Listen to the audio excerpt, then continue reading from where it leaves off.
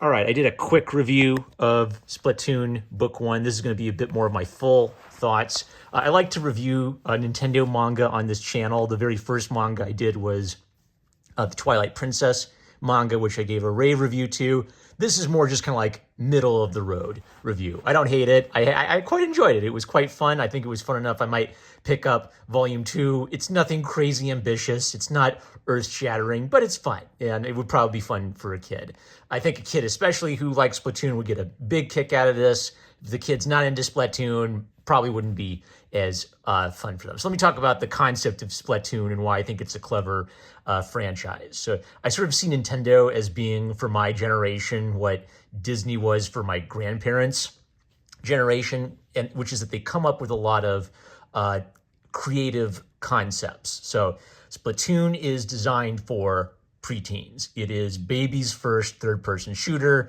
Mom and dad won't buy you Halo. They won't buy you any T-rated games, but there's an E-rated third-person shooter, and it's okay because it's just paintball, so no one really gets hurt. But when you look past the kind of like for preteen, it's a first third-person shooter for preteens.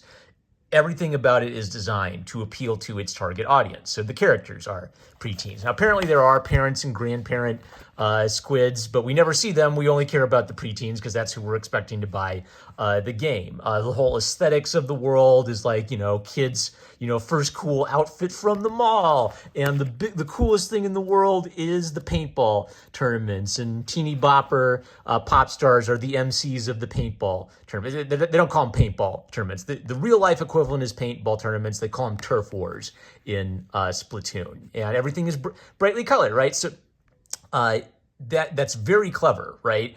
It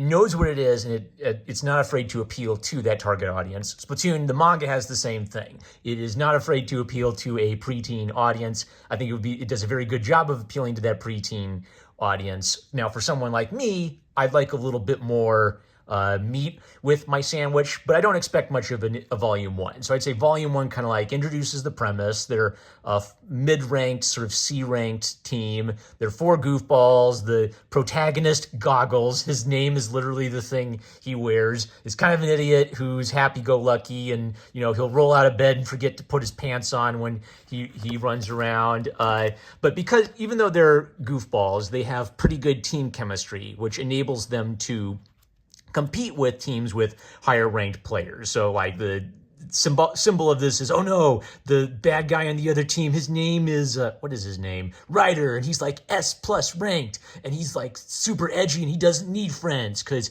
he doesn't need friends in teamwork, so he's just that good. And then Goggles immediately pulls his pants down. But strong Monkey D. Luffy inspiration in Goggles, I think.